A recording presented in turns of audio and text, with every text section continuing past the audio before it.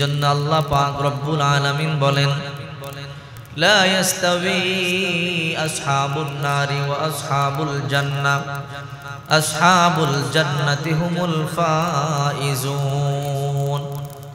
নিশ্চয়ই জান্নাতি আর জাহান্নামীরা এক হতে পারে না।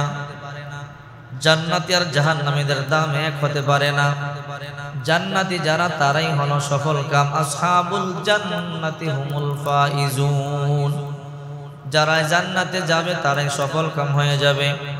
জান্নাতে যেতে হলে আল্লাহর হুকুম মানতে হবে, নবীজির সুন্নাতগুলো মানতে হবে, পিতামাতার খেদমত করতে হবে, আল্লাহর বিধান মোতাবেক চলতে হবে, আল্লাহর হুকুমও মানতে হবে, নবীজির সুন্নাতও মানতে হবে, পিতামাতারও সন্তুষ্ট করতে হবে। আপনি আল্লাহকে মানলেন, নবীকে মানলেন না, পিতামাতারও কষ্ট দিলেন, আপনিও জাহান্নামে যাবেন। আপনি আল্লাহকে মানলেন, নবীকে মানলেন না, পিতামাতারে মানলেন, জাহান্নামে যাবেন। আপনি আল্লাহকেও মানলেন, নবীকেও মানলেন, পিতামাতারে কষ্ট দিলেন, আপনিও জাহান্নামে যাবেন।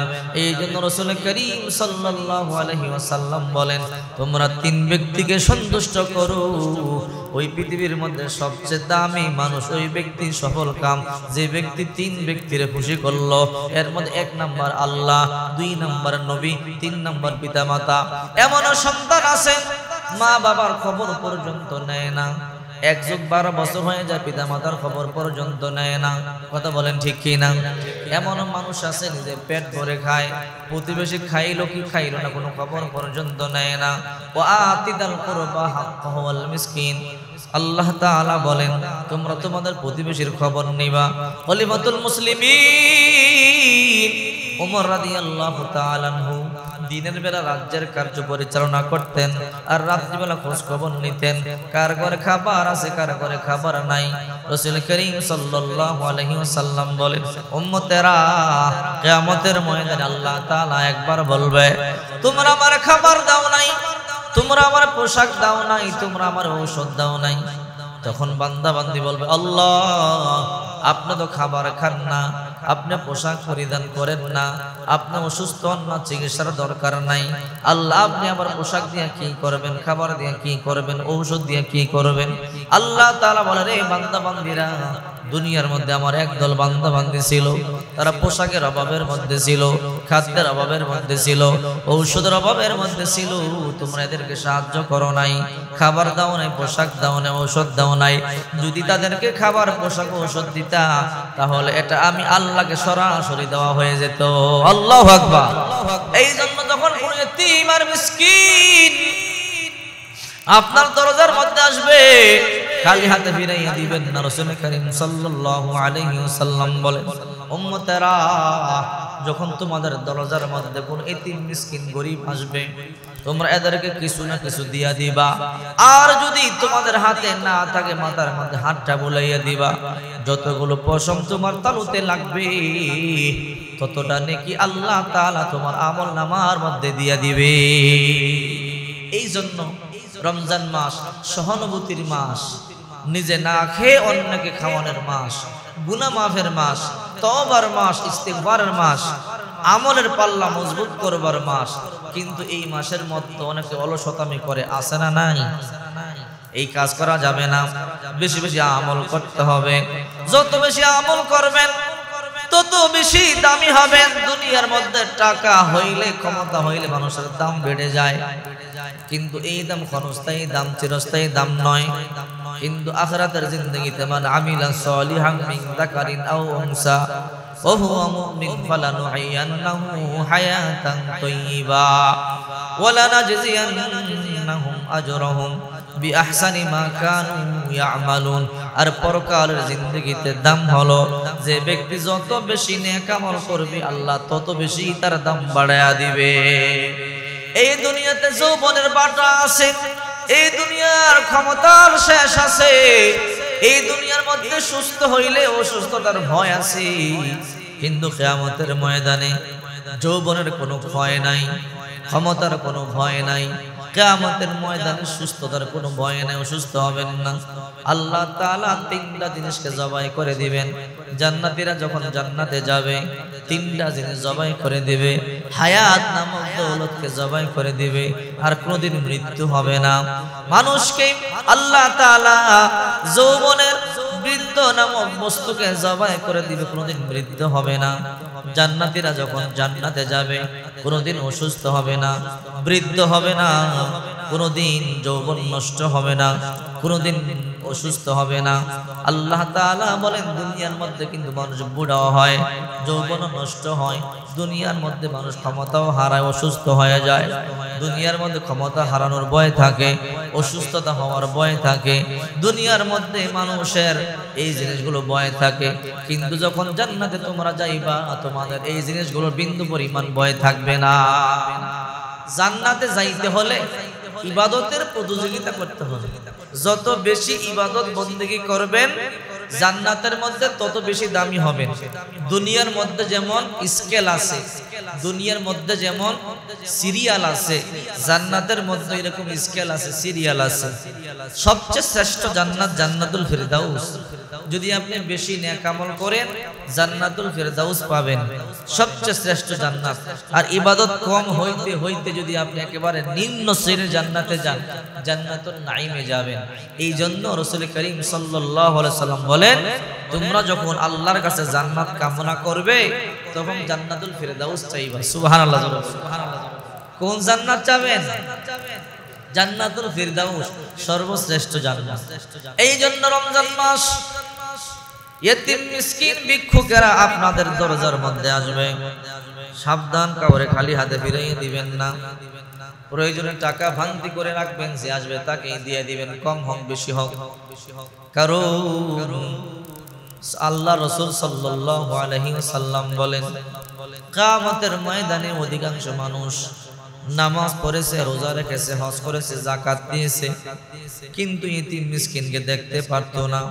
এই জন্য কিয়ামতের ময়দানে ঠেকে যাবে। কিয়ামতের ময়দানে দুনিয়াতে বাদশা হয়েও জাহান্নামে যাবে। আমল যদিও থাকে কিন্তু এতটুকু অন্যায়ের কারণে আল্লাহ তাআলা তাকে জাহান্নামের মধ্যে দিবে। শামসুদ্দিন যাবি রাহমাতুল্লাহি আলাইহি ওনার কিতাবের মধ্যে লম্বা একটা ঘটনা উল্লেখ করেছেন।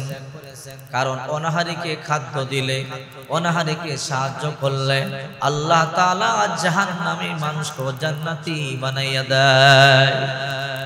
নবীর যুগের একজন মহিলা, মক্কা শরীফের মধ্যে বড় অভাব লেগে গেল, দুর্ভিক্ষ দেখা দিল। মানুষের ঘরের মধ্যে কোনো খাবার নাই, মানুষের হাতে টাকা নাই, মানুষের হাতে পয়সা নাই, মক্কার কোনো ঘরের মধ্যে খাবার নাই। মানুষেরা বড় কষ্ট করে দিনকাল কাটাইতেছে। একজন মহিলা, আলীর বংশের মহিলা, নবীর বংশের মহিলা, তিনটা বাচ্চা নিয়া বিধবা মা, বড় একটা অসহায় মা বিপদের মধ্যে পড়ে গেল। ওই মহিলা খাদ্যের জন্য কারাগারে যাইতে পারে না। ওই মহিলা একটা খেজুর গাছের নিচে তিনটা বাচ্চা নিয়ে চোখের পানি সারিয়া কাঁদতেছে, আল্লাহ আমার বুকের দুধ শুকাইয়া গেল, আমার বুকের মধ্যে দুধও নাই, আমি আমার দুধের বাচ্চারে কেমনে দুধ পান করাবো? আর আমার দুইটা বাচ্চা আছে, কিশোর বাচ্চা, এই দুইটা বাচ্চারে খাবার খাওয়াবো, সেই খাবারও আমার কাছে নাই। ওই মহিলা খেজুর গাছের নিচে চোখের পানি গুলো সারিয়া সারিয়া কান্না শুরু করে দিল, আল্লাহ আমি কিন্তু নবীর বংশের মানুষ, আমি কিন্তু মুহাম্মদ রাসূলুল্লাহর বংশের একজন মহিলা, আল্লাহ আমার ফরিয়াদ তুমি শোনো, আমার কষ্টের কথা তুমি শোনো। ওই মহিলা যখন চোখের পানি গুলো সারিয়া কান্না করি ঘুমায়া গেল, হঠাৎ করে ঘুমের ঘরে স্বপ্ন দেখে রাহমাতুল লিল আলামিন তার কাছে চলে আসলো। সুবহানাল্লাহ বলে। আল্লাহর নবী রাহমাতুল লিল আলামিন তার কাছে আয়েশা বলে, রে মা তুমি আমার বংশের মহিলা, তুমি চিন্তা করবে না, টেনশন করবে না, তোমার এই মক্কার জমিনে খাবার নাই, তোমার পরিবারের জন্য এই মক্কার জমিনে কোনো খাবার নাই, তুমি এই মক্কার জমিনে থাকলে না খায় তোমারে থাকতে হবে। ও নবী, আমি খাবার কোথায় গেলে পাবো? বলে তুমি আফগানিস্তান চলে যাও, বলক নামক একটা শহর আছে, ওই বাদশার দরবারে যাও। ওই বলক শহরে আমি তোমার জন্য খাদ্য রেখে দিয়েছি। আল্লাহর পয়গম্বর স্বপ্ন দেখায়, আল্লাহ তাআলা তোমাদের জন্য মক্কার জমিনে খাদ্য রাখে নাই, তোমাদের জন্য রিজিক রেখেছে বলক শহরে।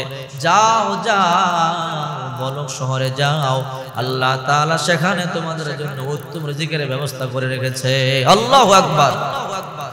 আল্লামা শামসুদ্দিন যাবি রাহমাতুল্লাহি আলাইহি লেখেন, ওই মহিলা রমজান মাস তিনটা ছোট ছোট বাচ্চা নিয়ে রওনা করলো মক্কা শরীফ থেকে আফগানিস্তান। বলক দেশে যাবে, বলক শহরে যাবে, সেখানে খাদ্যের সন্ধান করবে। ওই মহিলা রমজান মাস বড় কষ্ট করিয়া হাঁটি হাঁটি পা পা করে করে সেই মক্কা শরীফ থেকে বহুদিন কষ্ট করে বলক শহরে গেল। কিন্তু আল্লাহর পয়গম্বর তো বলল, বলক শহরে আমাদের জন্য খাদ্য আছে। এই বিশাল বড় বলক শহর আমি কোথায় যাব, কার কাছে যাব? এই বলক শহরে কোথায় আমার জন্য খাদ্য রেখেছে? আমি তো বলক শহরের কোনো জায়গা চিনি না, আমি নতুন আসছি। ওই মহিলা একটা খেজুর গাছের নিচে তিনটা বাচ্চা নিয়ে বসে বসে চোখের পানি ছেড়ে কাঁদতেছে। পেটের ক্ষুধার যন্ত্রণা, বুকের মধ্যে দুধ নাই। এই অবস্থায় ছোট বাচ্চাটা ক্ষুধার যন্ত্রণায় মারা গেল। ওই মায়ের দুঃখ আরো বেড়ে গেল। ওই মা দুধের সন্তানটার সুন্দর করিয়া দাফন কার্য করিয়া একটা খেজুর গাছের ছায়ার নিচে বড় দুইটা সন্তানকে নিয়ে বসে বসে চোখের পানি সারিয়া সারিয়া কান্দে।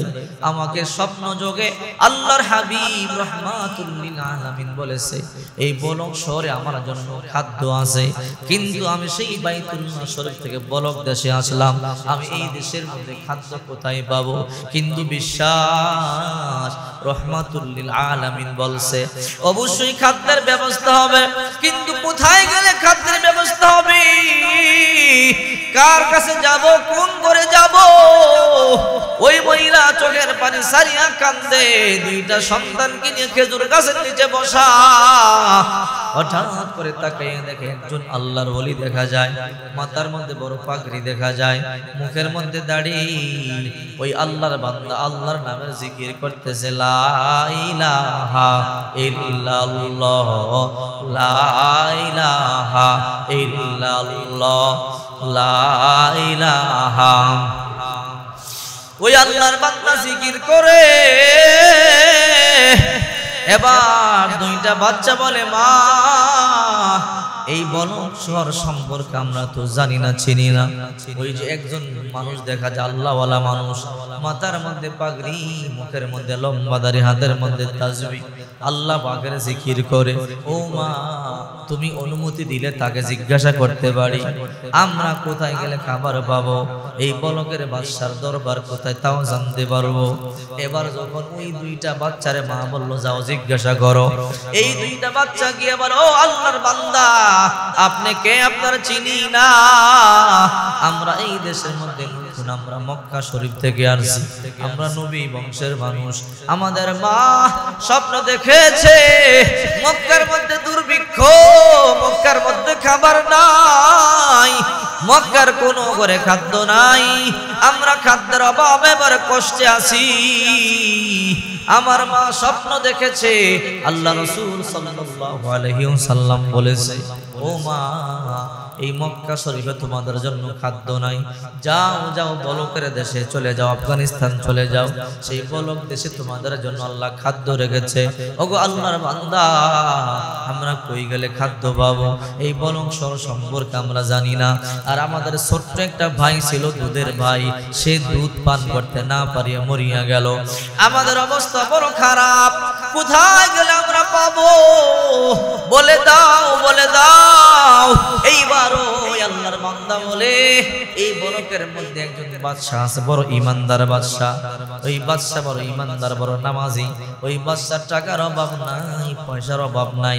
এই বলকের বাদশার দরবারে যাও, এদিক দিয়ে যাইতে যাইতে অমুক জায়গার মধ্যে যাইবা, যাওয়ার পরে দেখবো বিশাল বড় একটা বালাখানা, বিশাল বড় বাদশার বাড়ি।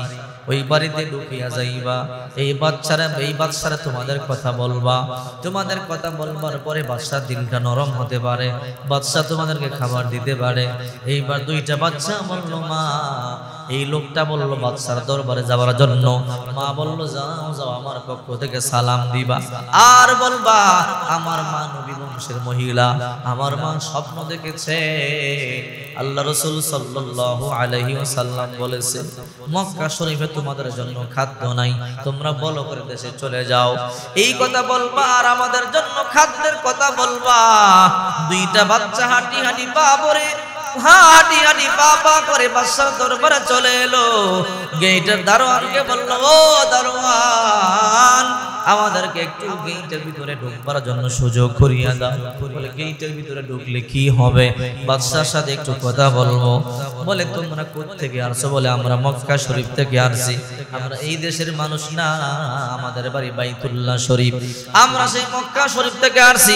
মক্কায় বড় দুর্ভিক্ষ, আমার মা স্বপ্ন দেখেছে আল্লাহর হাবিব মুহাম্মদ রাসূলুল্লাহ বলেছে এই মক্কার জমিনে আমাদের খাদ্য নাই, আমাদের খাদ্য হলো বলক দেশে বলকের বাদশার কাছে, এই জন্য আমরা চলে আসলাম। আমাদের মা আমাদেরকে পাঠাইছে বাদশারে আমাদের দুঃখের কথা বলতাম। দারোয়ান বলল, দাঁড়াও, আমি বাদশারে গিয়া বলি।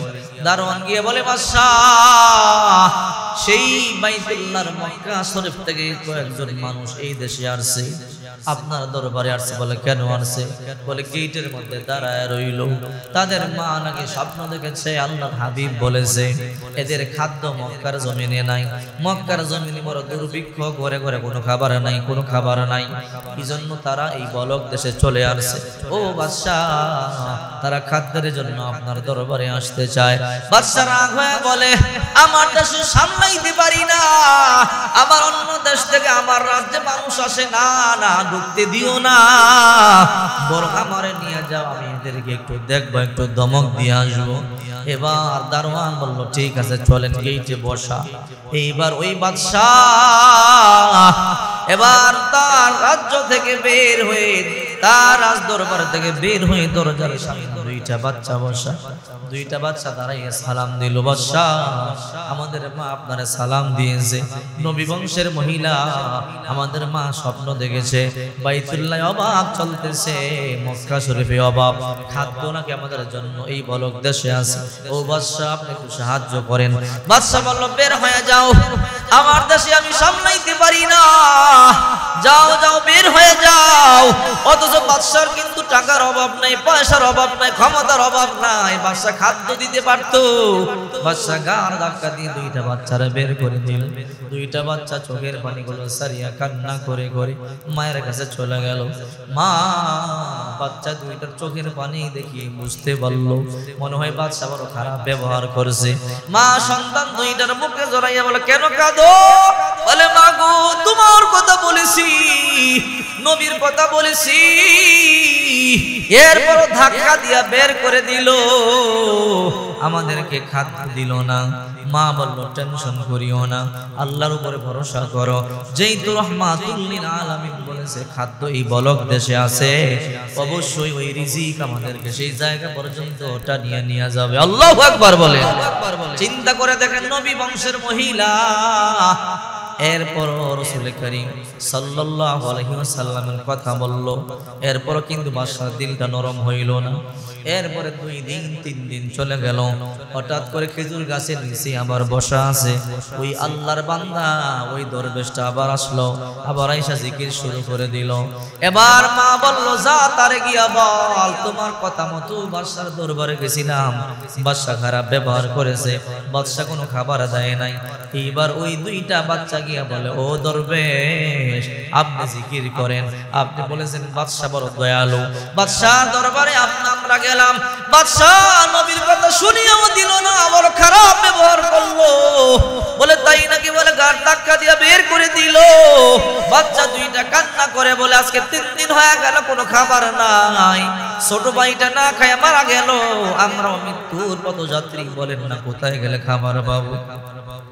এইবার ওই আল্লাহর বান্দা বলে, বাদশা ফিরাই দিছে, বলে, হ্যাঁ, একজন নামাজি বাদশা, একজন দিনদার জমিনের বাদশা তোমাদেরকে ফিরাইয়া দিল বলে হ্যাঁ ও টেনশন করবা না এইবার এই রাস্তায় যাও ভিন্ন রাস্তা গিয়া দেখবে একটা অগ্নি পূজকের বাড়ি এই অগ্নি পূজকের বাড়িতে গিয়া নবীর পক্ষ থেকে তোমরা নবীর সালাম দিবা আর বলবা আমাদের মা নবী বংশের মহিলা স্বপ্ন দেখেছে আল্লাহর হাবিব বলেছে এই বলকের মধ্যে খাদ্য আছে দেখবা ওই অগ্নি পূজক সাহায্য করতে পারে এইবার দুইটা বাচ্চা বলল মা চলো চলো ওই অগ্নি পূজকের বাড়িতে যাই মা না খায়া শুকায়া গেলাম আমরা মৃত্যুর পদযাত্রী যে কোনো সময় মরিয়া যাইতে পারি ওই মা বলল চল চল অগ্নি পূজকের বাড়িতে চল দুইটা বাচ্চা নিয়ে ওই মহিলা হাঁটি হাঁটি পা পা করে অগ্নি পূজকের বাড়ির সামনে চলে গেল অগ্নি পূজক বলল আমার দরজার সামনে কে আছে দেখো তাকে দেখে দুইটা বাচ্চা একটা পর্দাসীন মহিলা এদেরকে আমার মেহমানখানায় ঢুকতে দাও মেহমানখানায় বসাইয়া দাও মেহমানখানার মধ্যে যখন বসাইয়া দিল মেহমানখানার মধ্যে বসাইবার পরে ওই অগ্নি পূজক আইসা বলে মা গো আমি আপনার কি খেদমত করতে পারি বলে এইবার মহিলা বলে আল্লাহর বান্দা আপনি অগ্নি পূজক হইতে পারেন আমরা মক্কার মধ্যে অভাব চলে মক্কার ঘরে ঘরে কোনো খাবার নাই মানুষগুলো না খায় আছে আমার তিনটা সন্তান ছিল না খায় একটা সন্তান মরিয়া গেল আমার আর দুইটা সন্তান আছে আমরা বড় কষ্টে আছি স্বপ্ন দেখলাম আল্লাহর পয়গম্বর বলেছে মক্কার জমিনে আমাদের জন্য কোনো খাদ্য নাই আমাদের খাদ্য হলো সেই সুদূর বলক এই জন্য বলকে আসলাম বাদশার দরবারে গেলাম বাদশা ধাক্কা দিয়া বের করে দিল এবার অগ্নি পূজক বলে মা আপনি টেনশন করবেন না আপনার পর্দার কোনো খেলাপ হবে না আপনি চাইলে আমার বাড়িতে থাকবেন আর আমার বাড়ির খানা আপনি খাবেন আপনার কোনো টেনশন করা লাগবে না মহিলা বলে একটা শর্ত বলে কি শর্ত বললে আপনার রান্না বান্না কোনো খাবার আমরা খাবো না আমরা ফল ফ্রুট খাবো আর প্যাকেট জাতীয় খাদ্য খাবো আপনারা মুশরিক আপনারা অগ্নি পূজক আপনাদের রান্না বান্না খাবার খাইতে পারবো না এই কথা বলবার পরে বাদশা বলল জান মা আপনার কথা আমি শুনবো আপনার কথা আমি মানবো আহারে জনম দুঃখী মা একটা মা তার সন্তানকে জীবন থেকে বেশি ভালোবাসে মা নিজে না খায়া সন্তানদেরকে খাওয়াইবার জন্য পাগল হয়ে যায় এই জন্যই তো মা দুইটা সন্তানকে নিয়ে মক্কা শরীফ থেকে এই বলক পর্যন্ত আসলো আমরা পিতা মাতারে চিনলাম না যার মা নাই যার বাবা নাই তারে জিজ্ঞাসা করেন মা বাবা কেমন প্রিয় আহারে যখন আপনি বড় হয়েছেন ঘর থেকে বের হয়ে যাইতেন তখনও আপনার মাথার মধ্যে আপনার মা ফু দিয়ে দোয়া করে দিত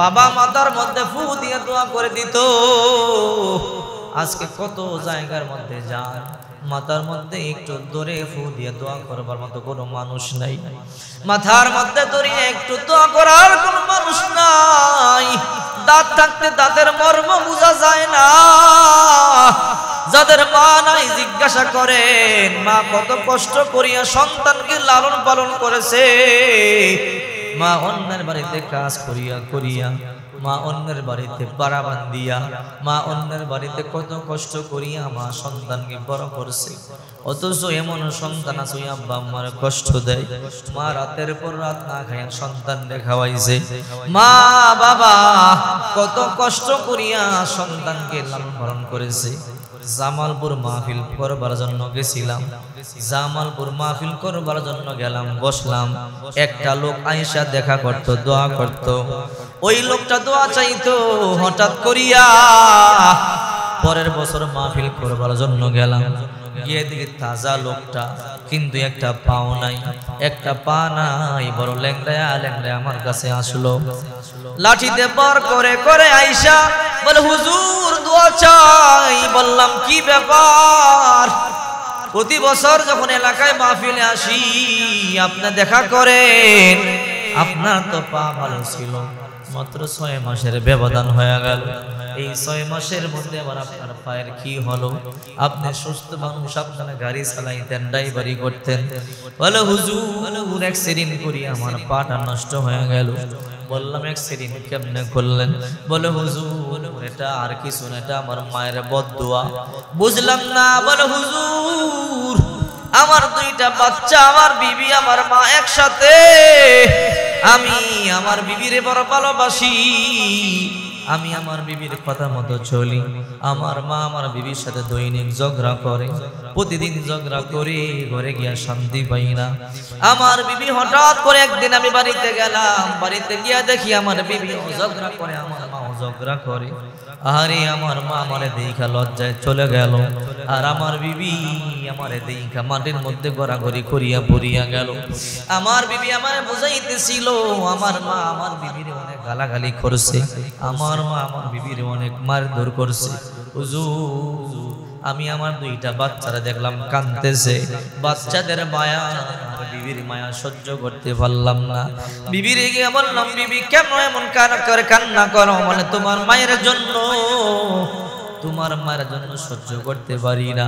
আমার দুইটা বাচ্চাও কান্দে, আমার বিবিও কান্দে, আমি বুঝতে পারি না। আমি গিয়ে দেখলাম খাটে বসে আমার মা পান বানাইতেছে। আমি গিয়ে রাগ হয়ে গেলাম, এক কথা দুই কথা, আমি আমার মায়ের পিঠের মধ্যে একটা লাথি মারিয়া দিলাম। আমার মা খাট থেকে জমিনের মধ্যে পড়িয়া গেল। আমার মায়ের কলিজার মধ্যে ব্যথা শুরু হয়ে গেল। আমার মা তখন বলল, বাবা কি করলি? এই পেটের মধ্যে না 10 মাস 10 দিন ধরে গর্ভে ধারণ করেছি, এই পেটের মধ্যে কেমনে লাথি দিলি?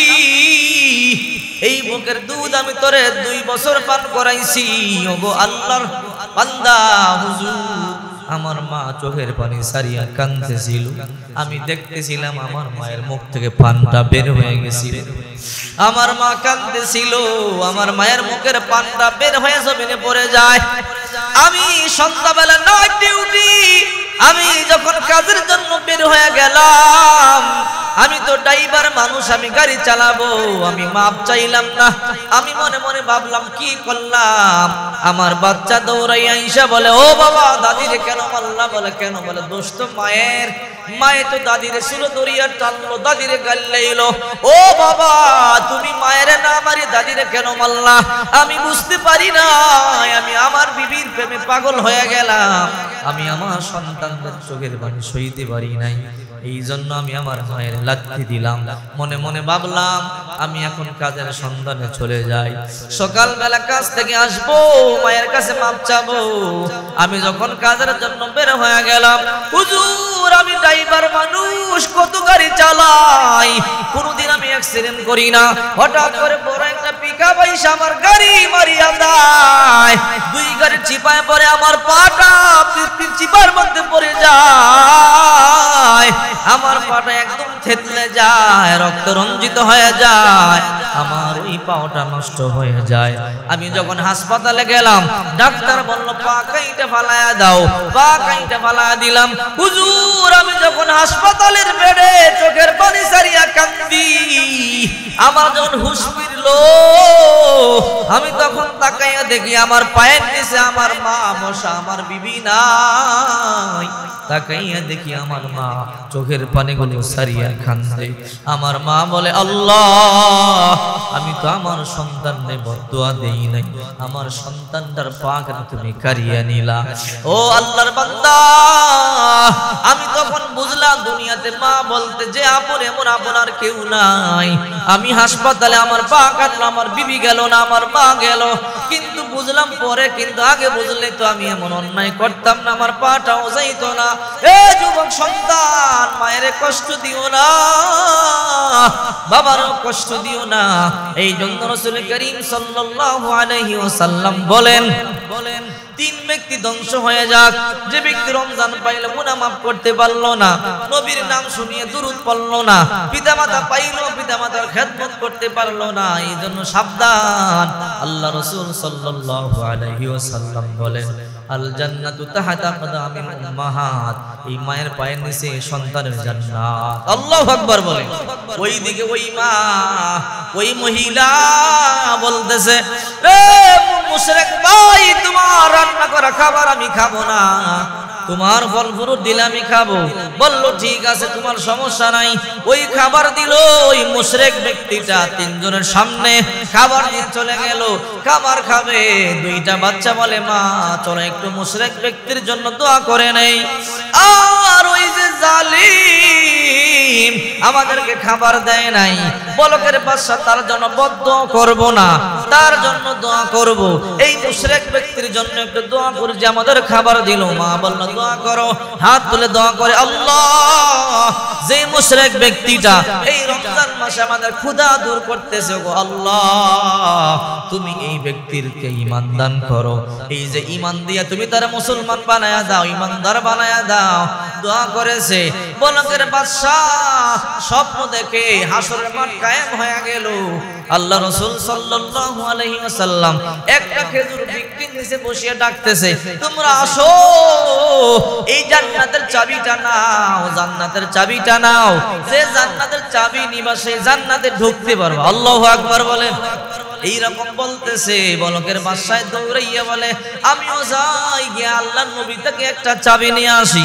দৌড়াইয়া গিয়ে বলে, ও রাহমাতুল লিল আলামিন, জান্নাতের একটা চাবি আমারে দেন।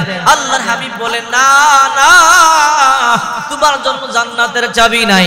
একটু সামনে দেখা যায় মুশরিক ব্যক্তিরা দাঁড়াইয়া রইল, কোনো কথা বলে না। আল্লাহর নবী ইচ্ছা করে ডাকে, এ মুশরিক তুমি কি চাবি নিবা? আল্লাহু আকবার বলে। বলে আমি তো চাবি নিতে চাই, আমার চাবি দিবেন। বলে শর্ত। বলে কি? বলে আমি তো তোমার চাবি দেওয়ার জন্য আসলাম, আমি তোমার চাবি দিব, কিন্তু তোমার কাজ হলো তুমি কালিমা পড়ো, মুসলমান হও। ওই মুশরিক ব্যক্তি কালিমা পড়িয়া মুসলমান হয়ে যায়, চাবির মালিক হয়ে যায়। ওই মুশরিক ব্যক্তি জান্নাতি হয়ে যায়। ওই বলকের বাদশা ঘুম যখন ভাঙিয়া গেল, ঘুম থেকে জাগলো, জায়গা মনে মনে চিন্তা করে, কি করলাম? সম্পদ পাইয়া ঘর থেকে সম্পদ বাইরে করিয়া দিলাম। ওই যে তিনজন ব্যক্তি আমার ঘরে আসছিল রে, এদেরকে খাবার দেই নাই। এই জন্য আল্লাহ রাসূল বলেছে, চাবি তোমার দিব না, এতিমদেরকে খাবার তুমি দাও নাই। যা যা রে, যেই বাড়ি থেকে এই তিনজনকে পাবি নিয়ে আয়। খুঁজতে খুঁজতে গিয়া দেখা মুশরিক ব্যক্তির বাড়িতে। ও মুশরিক বাদশা বলেছে, এই তিনজন মেহমানকে দিয়া দিতা। মুশরিক বলে, না না, এই তিনজনকে আমি দেওয়া যাবে না, দেব না। এবার চলে আসলো, বাদশা দিবে না। বাদশা বলে, আমাকেই যাইতে হবে। বাদশা নিজে রওনা করলো। বাদশা গিয়া বলে, রে মুশরিক, তুমি মূর্তি পূজারি, তুমি মুশরিক অগ্নি পূজারি, তোমার ঘরে মুসলমান থাকতে পারে না। আমি বাদশা, আমাকে মেহমানদেরকে দিয়া দাও। মুশরিক অগ্নি পূজারি বলে, রে বাদশা, আগে কেন চিনলা না? আগে কেন পাগল হইলা না? গত রাতে বুঝি চাবি পাও নাই? আল্লাহর নবী তোমার চাবি দেয় নাই। আল্লাহু আকবার বলে। আল্লাহর নবী আমারে চাবি দিছে। কই তুমি তো মুশরিক। বলে, আল্লাহর নবী স্বপ্ন যোগে আমারে কালিমা পড়াইয়া মুসলমান বানাইয়া দিছে। আল্লাহু আকবার বলে। বলে, যেইদন পাইছি এই দন আর আমি আমার ঘর থেকে বের করব না। এই জন্য বিশ্ব নবী মুহাম্মদুর রাসূলুল্লাহ সাল্লাল্লাহু আলাইহি ওয়াসাল্লাম বলেন, উম্মতেরা রে, রমজান পাইছো, ইবাদত বন্দেগী বেশি বেশি করো। তিন দলকে সাবধান করে দিল। এর মধ্যে এক দল হইল রমজান পাইয়া গুনাহ মাফ করতে পারল না। এই যে রমজান চলতেছে, কতটুকু ইবাদত বন্দেগী করতে পারলেন? একটু বিবেক দিয়ে চিন্তা করেন। এই যে 6টা রমজান চলে যাচ্ছে, এই রমজান মাসে কতটুকু ইবাদত বন্দেগী করলাম? রমজান মাসে কয় হাজার বার লা ইলাহা ইল্লাল্লাহ জিকিরের তাসবিহ পাঠ করলাম, কয় শতবার দুরূদ শরীফ পাঠ করলাম, অথবা কোরআনে কারীম কতটুকু তেলাওয়াত করলাম, কত রাকাত তাহাজ্জুদের নামাজ আদায় করলাম? একটু বিবেক দিয়ে চিন্তা করেন। এই যে রমজান মাস চলে যাইতেছে, প্রতিদিন তো তাহাজ্জুদ তো সারা বছর এমনিতে অনেকেরই পড়া হয় না। রমজানের উসিলায় 2-4 রাকাত শেষ রাত্রিতে উঠা হয়, তাহাজ্জুদ পড়ার সুযোগ হয়, ঠিক কিনা জোরে বলে। এই যে 2-4 রাকাত তাহাজ্জুদ নামাজটাও বললাম না। এই যে ভোর রাত্রে 4টা বাজে উঠতেছি, 3:30 বাজে উঠতেছি, 5টা বাজে পর্যন্ত সেহরির টাইম, এর মধ্যে তাহাজ্জুদ নামাজ আদায় করা যায়? কয়দিন তাহাজ্জুদের নামাজ আদায় করলাম? একটু বিবেক দিয়ে চিন্তা করেন, একটু খেয়াল করেন। এই রমজান মাস ইবাদতের মাস। এই রমজান মাসে যত রিজিক খাবেন আল্লাহ তার হিসাব নেবেন। আল্লাহু আকবার বলে।